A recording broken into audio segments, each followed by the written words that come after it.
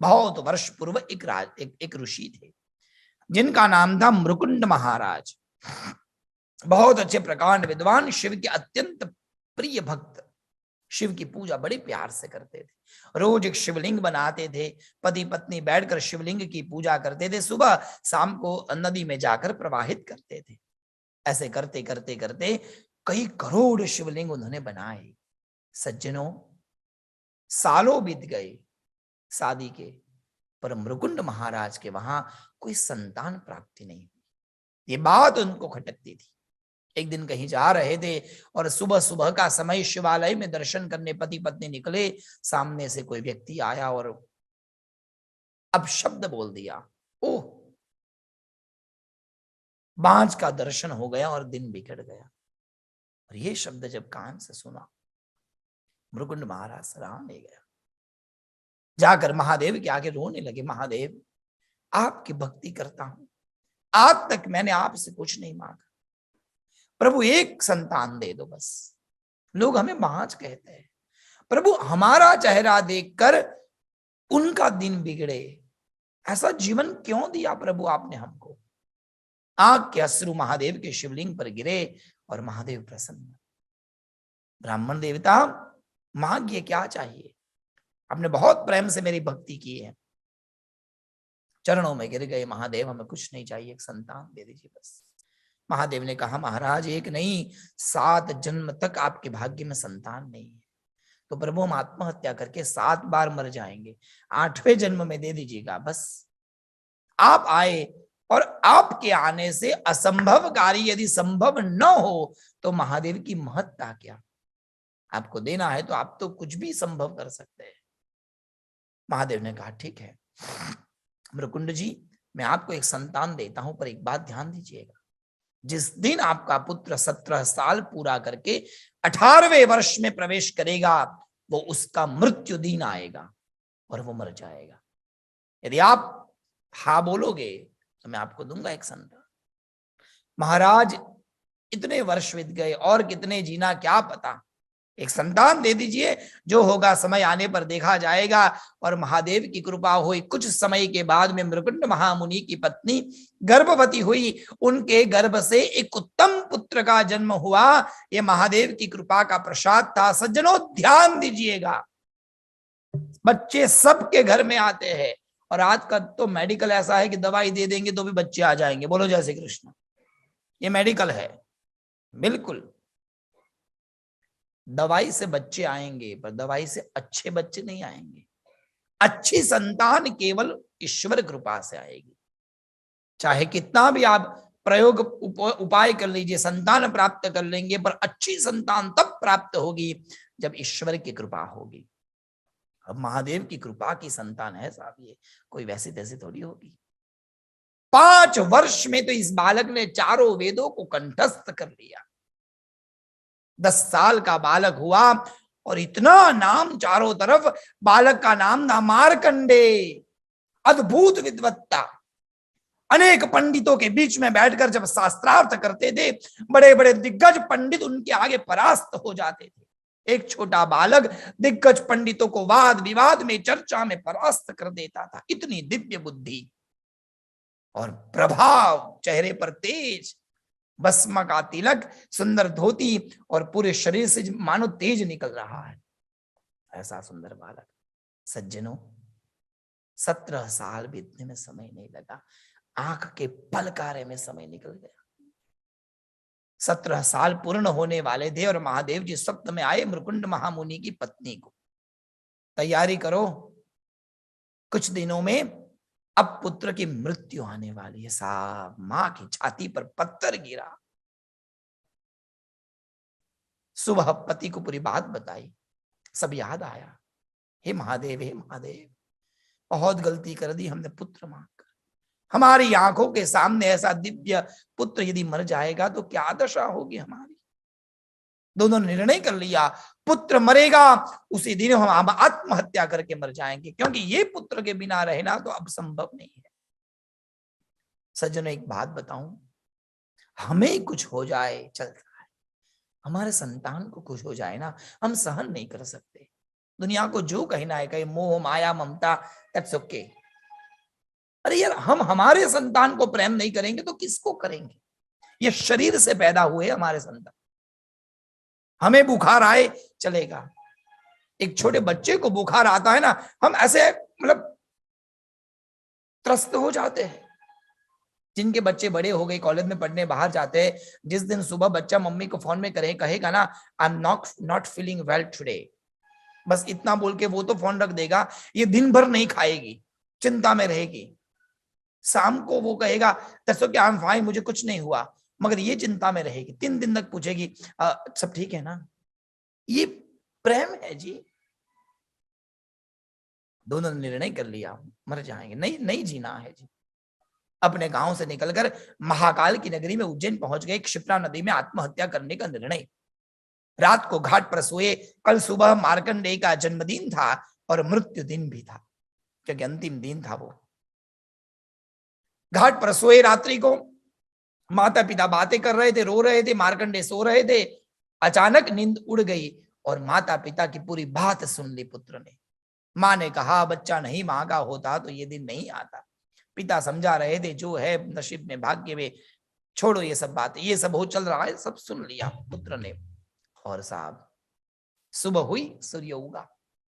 महाकाल के मंदिर में दर्शन करने गए और दर्शन करने जब अंदर गए तो दर्शन करके जल चढ़ाकर माता पिता ने मार्कंडेय को कहा बेटा तुम जल से अभिषेक करो, हम जरा मंदिर की परिक्रमा लगा के आते हैं। ध्यान दीजिएगा आप।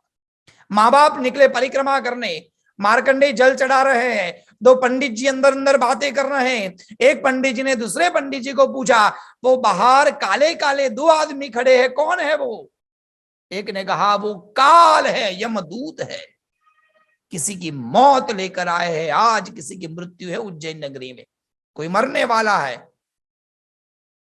अभिषेक करते करते कान गए और तुरंत पता चला, ओह मृत्यु आ गई यहां पर भी, ये तो मेरे लिए आए हैं। दूसरे पंडित जी ने उनको पूछा तो वो 2 काले आदमी अंदर क्यों नहीं आते उज्जैन नगरी में, बाहर क्यों खड़े हैं? एक पंडित जी ने दूसरे पंडित जी को जवाब दिया, काल उसका क्या करे जो भक्त हो महाकाल का।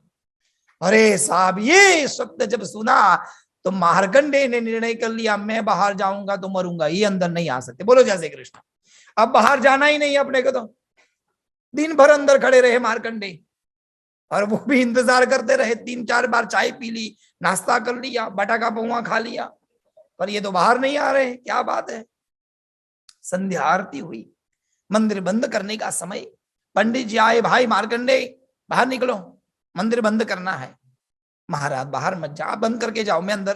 पागल हो, मंदिर में कोई रहता है रात को? निकलो यहां से। नहीं माना मार्कंडेय। जोर जोर से पंडित जी हाथ खींचने लगे, हाथ पकड़कर खींचने लगे, निकलो मंदिर से। धक्का देकर पंडित जी को मार्कंडेय ने, अब हमारा वो आया समर्पण भाव, इसको कहते हैं समर्पण। पंडित जी को धक्का देकर उसने शिवलिंग को अपनी बाहों में ले लिया। महादेव महादेव महादेव करते हुए आंख से अश्रु की धारा बहने लगी। सज्जनों, वो काल प्रदोष का था।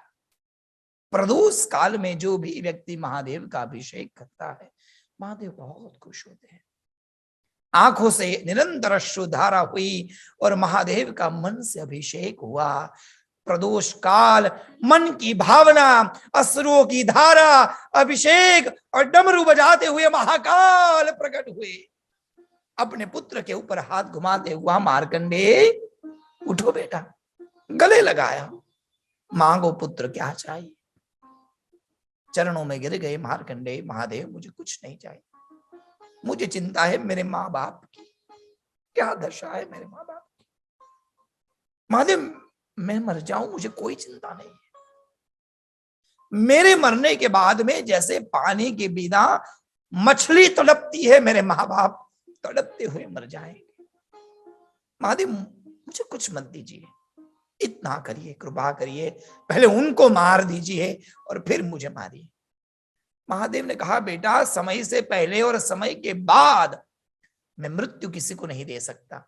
जिसका जो समय लिखा है तब ही मृत्यु आती है, ये नियम है, मैं नहीं तोड़ सकता। तो महादेव आप आए हो, क्या फायदा। खुश हो गए महादेव, माथे पर हाथ घुमाकर कहा, मार्कंडे मैं तुम्हारे माँ बाप को तो नहीं मार सकता, पर मैं तुम्हें वरदान दे सकता हूं, विधि का विधान बदल सकता हूं।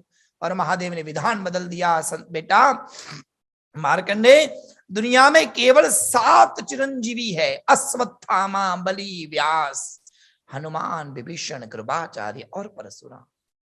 ये 7 चिरंजीवी है। अब तुम 8वें चिरंजीवी बन जाओगे। जब तक ये 4 काल खत्म नहीं होगा तुम्हें मृत्यु नहीं आएगी। सतयुग, त्रेता, द्वापर और कलयुग जब खत्म होगा और ये पूरी सृष्टि का विनाश होगा, तब तुम्हारा देह छूटेगा। जाओ चिरंजीवी बन जाओ। प्रभु मैंने तो ये नहीं मांगा। देने के बाद कहा, लागू गुजराती था, बोलो जैसे कृष्ण। प्रभु मैंने ये नहीं मांगा, तो क्या चाहिए। प्रभु ये केवल मेरे माँ बाप की चिंता नहीं है, पूरे विश्व के हर एक माँ बाप की चिंता है। हर एक माँ बाप को अपने संतानों की चिंता होती है। उनका क्या, सबको आप चिरंजीवी करेंगे? नहीं बेटा, ऐसा उपाय दीजिए कि यदि कोई माँ बाप अपने पुत्र के लिए वो उपाय करे तो उनके बच्चों के आरोग्य की रक्षा महादेव आप करें, हर एक माँ बाप की चिंता दूर हो, ऐसा वरदान दीजिए मुझे। तब महादेव ने कहा, बेटा ऐसे नहीं, उसके लिए आपको साधना करनी पड़ेगी।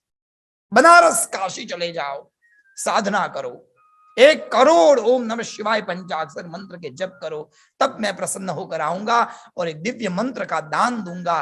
वो दिव्य मंत्र जो जाप करेगा उसके जीवन में महादेव की कृपा होगी, उसके जीवन में अपमृत्यु दूर हो जाएगी, उसके जीवन में कभी कोई अपमृत्यु नहीं होगी, अकस्मात नहीं होगा। और यदि अचानक रोग आया होगा तो वो रोग भी भगवान दूर कर देंगे। और बाद में समयांतर में मार्कंडेय जी वहां से काशी जाते हैं।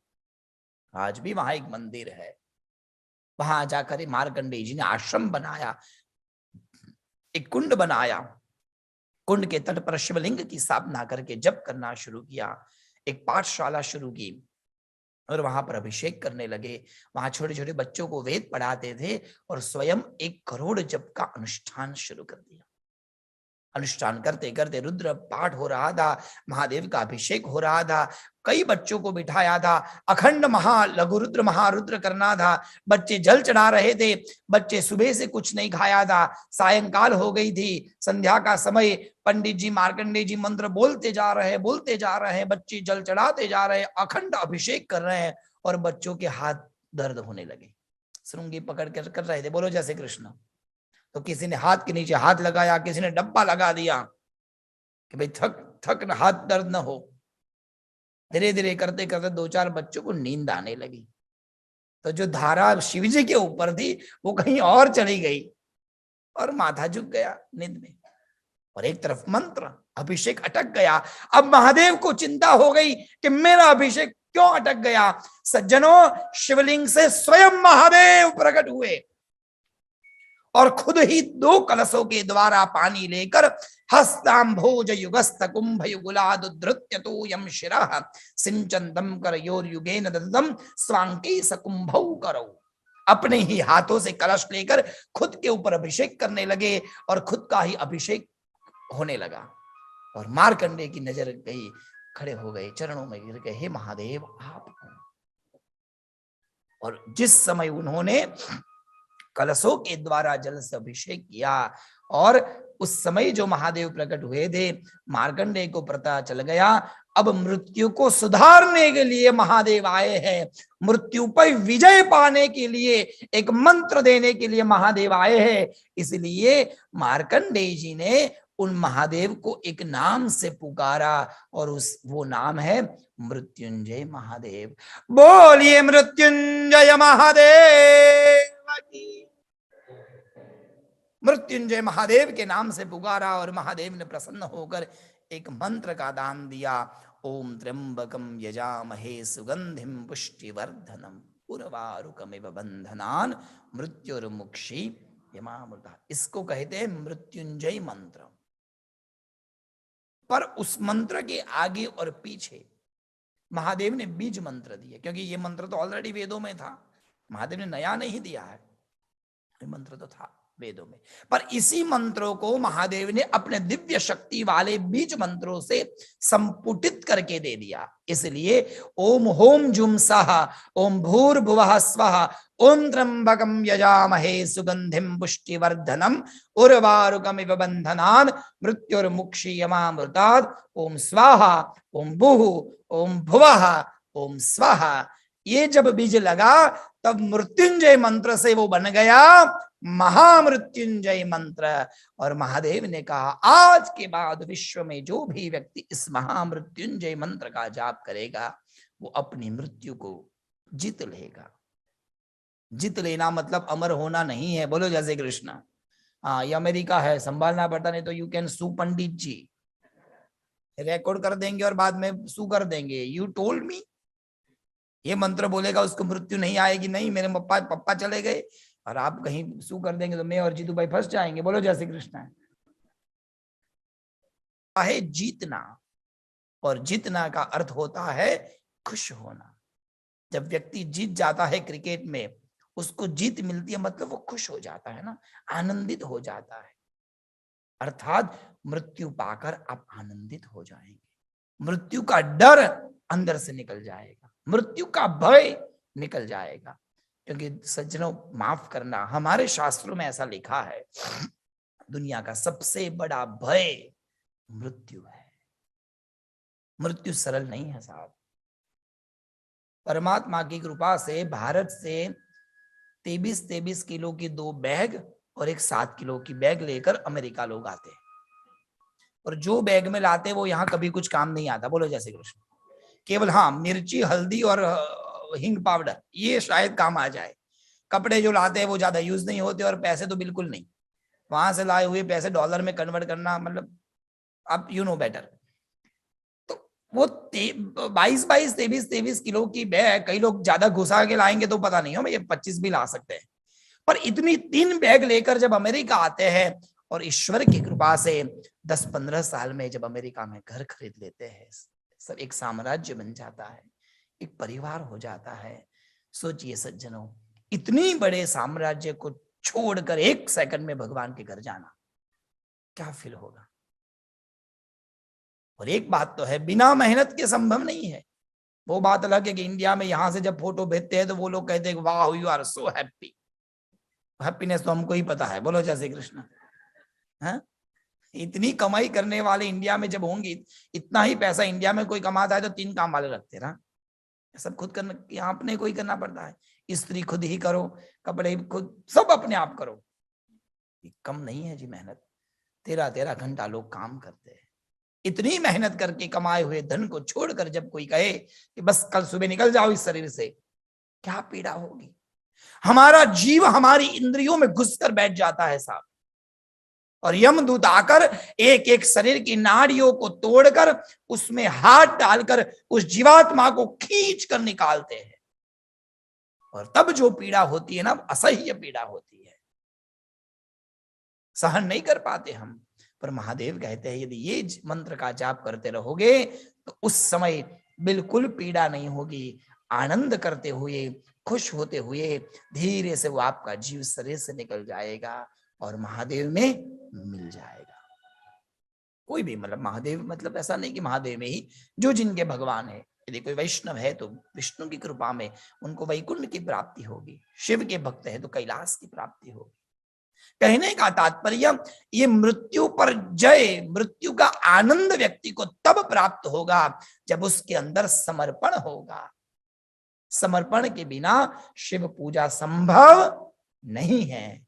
इसलिए जब भगवान पर बिल्व पत्र चढ़ाते हैं तो याद रखना वो एक समर्पण है। बिल्व पत्र इज सिग्निफिकेशन ऑफ समर्पण।